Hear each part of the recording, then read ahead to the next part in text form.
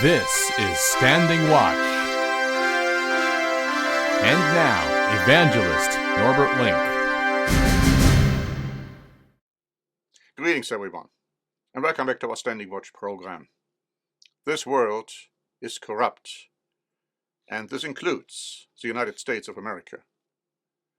We will show you today how corrupt it is, and what is the solution for ending this corruption, which we are being confronted with all over the place, just about on a daily basis. I'd like to begin with an article by Judge Andrew Napolitano, which he wrote on February 16. America today epitomizes a culture of death. At home, America is at war with itself. The government permits the slaughter of babies in the womb and teaches babies in government classrooms how to change genders. And America is at war abroad. The federal government has sent cash and military hardware worth $100 billion to Ukraine. The President and the Senate want to send another $61 billion. The government glorifies violence, constant wars, an annual defense budget larger than the next dozen countries combined, the adulation of the military, the encouragement and financing of abortions. The government has banned God in the classroom and on the football field, banished him from the public square and public buildings, and ignored his commands when it writes laws and unleashes violence. Government is the negation of liberty. As Ronald Reagan argued, government is not the solution to our problems, government is the problem. Take Thomas Jefferson seriously, who said, "When the people fear the government, there is tyranny. When the government fears the people, there is liberty." And this is true in respect with human governments. That is why we need God's righteous government here on earth. And it will be established when Jesus Christ returns. You see, our legal system is corrupt, beyond repair. The case, this recent quote-unquote fraud case against Trump in New York State, is just one prime example. Daily Mail wrote on February 16, Donald Trump and his family business have been fined a devastating $364 million for allegedly, I added the word allegedly, inflating property prices.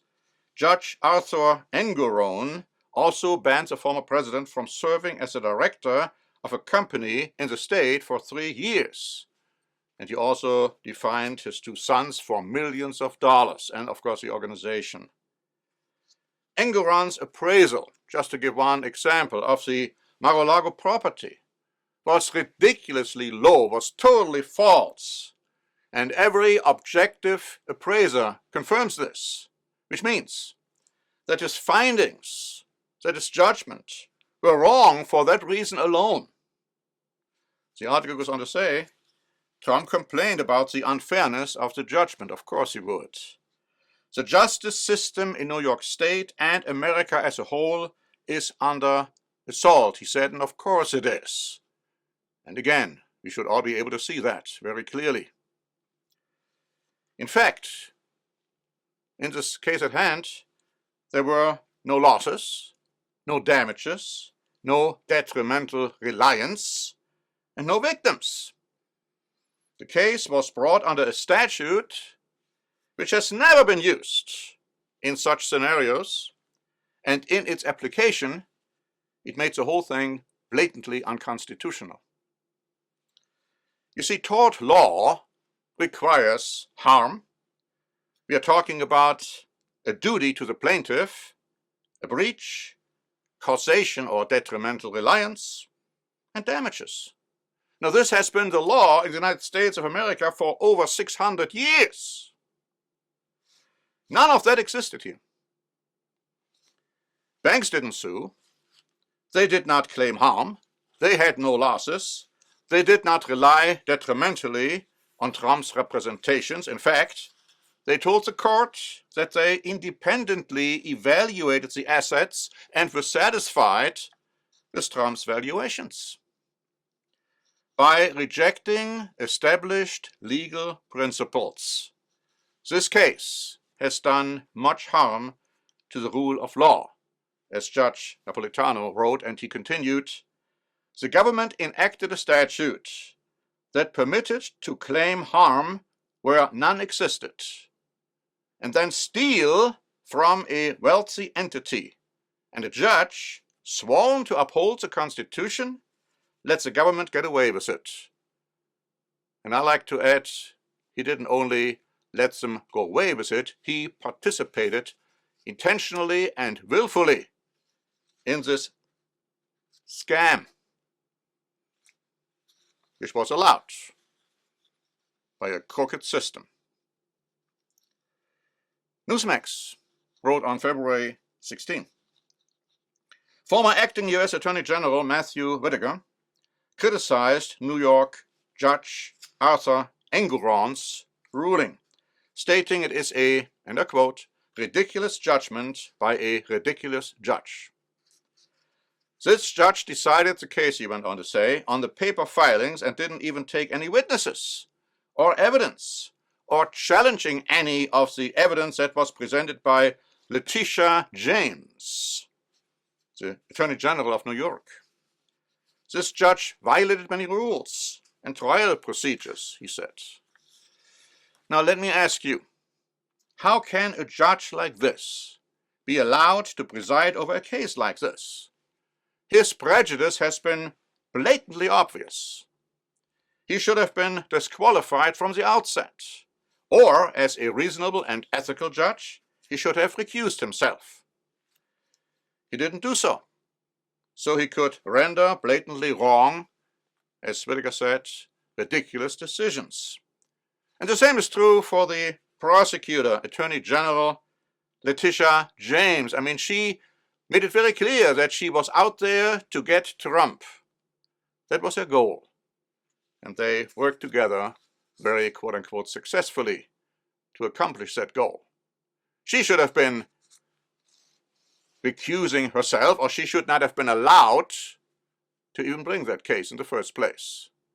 And let me just say that the judge already made the decision of liability before there was any jury. The jury only was asked to decide insofar as the amount of damages was concerned. And the judge was overturned 4 times on appeal already. The New York Post wrote on February 17, the monstrous fine alone raises serious concerns, said George Washington University law professor Jonathan Turley. Enough, he said, to potentially send the case to the United States Supreme Court. The glaring disconnect between $355 million in fines plus fees and $0 in actual damages raises obvious concerns over grossly excessive awards. Turley said, in extreme cases, it can be a violation of due process under the federal Constitution. It should be clear to anyone that definitely there was a violation here of due process throughout the procedure. But before any other court can review Engoron's decision, the article says, Trump will have to pay hundreds of millions of dollars before he's even allowed to appeal. Engoron's ruling slapped a 9% interest charge on top of Trump's fine, which will accrue daily until it's paid. And Trump will have to collect the manifest. He has just 30 days to come up with the cash or to find a surety company to guarantee it for him, using some of his properties as collateral. And here comes a clincher of that decision. No bank that does business in New York is permitted to lend to the former president under the terms of Engoron's ruling.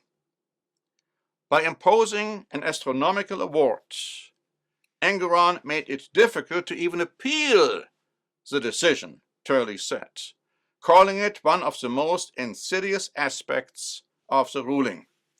This award should shock the conscience of any objective jurist, he said.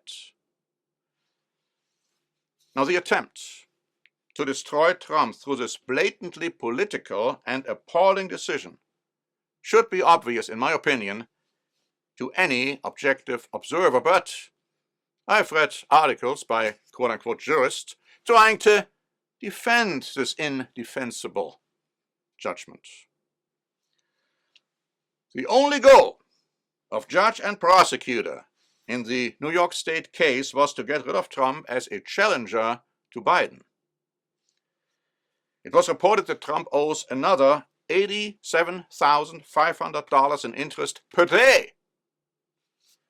This is outrageous. This is entirely illegal. And in addition, Democrats want him to go to jail for the rest of his life. And that should remind you of the situation in Russia. Now, of course, the whole debacle and disaster and the unbelievable conduct by Putin and his monstrous activities will be the subject of another Standing Watch program, but the parallel to Russia and to this autocrat, Vladimir Putin, who in all likelihood is demonically inspired, if not possessed, should also be obvious to anyone who understands the Bible. But I'd like to go on with this situation right now. New York City and New York State have become corrupt beyond repair. It has been compared with a quote-unquote legal banana republic.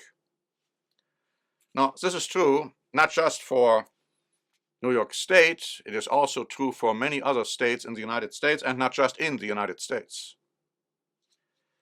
But will New York City become a ghost town pretty soon? Because people will obviously have to leave New York State, won't be willing to do business there based on this ridiculous precedence which was set, and others don't want to come in, for sure. Truckers who support Trump, and they say 95% of the American truckers support Trump, they have said they will not drive into New York City to bring loads there or to go to New York City to pick up loads there. That's my question. Is New York City becoming a ghost town pretty soon? Who in his right mind would even want to do business in New York City? Now let me say it again. It is time that Jesus Christ comes back to this earth and to end man's ungodly misrule and man's corrupt governments and institutions. Now, the good news is this will happen very, very soon. How can I say this? We have prepared 2 free booklets. One is called How Can We Know That Christ's Return is Near? How can you know that? And the second one, When and How Will Christ Return? You can ask for these free booklets without any obligation. I would recommend you do so. You can read it online, but it's better to have hard copies so you can mark them up. And I thank you for your attention. And I am Norbert Link for a program which hopefully has been enlightened you somewhat and has shown you how corrupt this world really is. Until next time, this is Norbert Link for the Standing Watch program.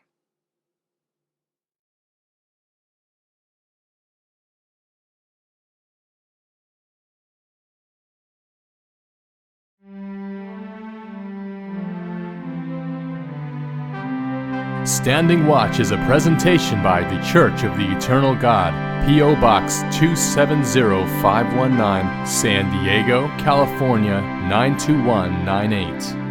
More information is also available at our website, eternalgod.org.